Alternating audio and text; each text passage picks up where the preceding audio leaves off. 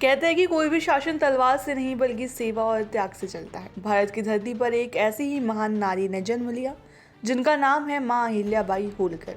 वे सिर्फ एक रानी ही नहीं बल्कि एक महान माँ थी जो कि पूरे राज्य की, धर्म की और मानवता की रक्षा करती थी। यह कोई काल्पनिक कथा नहीं बल्कि ऐतिहासिक सत्य है जो कि हमारी मध्य प्रदेश की धरती में ही उभरा।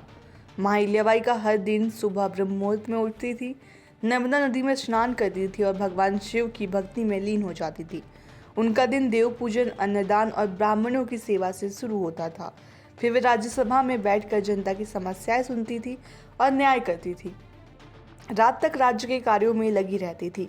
ये उनके लिए एक पूजा का ही रूप था। यह केवल दिनचर्या नहीं बल्कि एक जीवंत साधना थी जिनमें राष्ट्र, धर्म और प्रजा के प्रति माँ अहिल्याबाई का समर्पण स्पष्ट रूप से दिखाई देता था। उनका शिव भक्त हृदय इतना विशाल था कि उन्होंने पूरे भारत में शिव मंदिरों और धर्मशालाओं का निर्माण करवाया, केदारनाथ से लेकर रामेश्वरम तक। वे कहती थी कि जहाँ धर्म है वहीं राष्ट्र की आत्मा है। उन्होंने काशी विश्वनाथ मंदिर का पुनर्निर्माण करवाया। सोमनाथ, रामेश्वरम, बद्रीनाथ, गंगोत्री, केदारनाथ जैसे अनेक तीर्थ स्थलों में मंदिरों, धर्मशालाओं और यात्रियों के लिए विश्राम गृहों का निर्माण करवाया।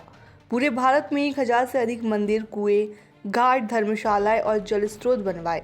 महेश्वर में सोने के पालने में शिव को झुलाने की परंपरा अहिल्याबाई ने ही शुरू की थी।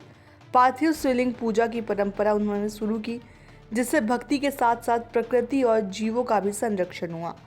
आपको बता दें कि एक बार श्रावण मास में जब नर्मदा नदी में पानी का बहाव तेज हो गया, तब उन्होंने देखा कि पानी में रहने वाले छोटे छोटे जीव बह जा रहे हैं। तब उन्होंने एक अद्भुत परंपरा की शुरुआत की, पार्थिव शिवलिंग परंपरा। मिट्टी का शिवलिंग बनाकर रोज नदी में प्रवाहित कराना। इससे न केवल पूजा होती बल्कि प्राकृतिक जीवों की भी रक्षा होती। उनकी नज़र में कोई छोटा बड़ा नहीं था, राजा हो या रंक, सबको मंदिर में पूजा का अधिकार था। मैसूर में आज भी उनकी परंपराएं जारी है। वहाँ कोई भी वीआईपी पास नहीं चलता, केवल श्रद्धा चलती है। माँ अहिल्याबाई अपने शासन, श्रद्धा और सेवा से ये सिद्ध कर दिया कि एक स्त्री अगर चाहे तो वो मंदिर भी बनवा सकती है और राज्य भी चला सकती है। इसी के साथ समाज को दिशा निर्देश भी दे सकती है।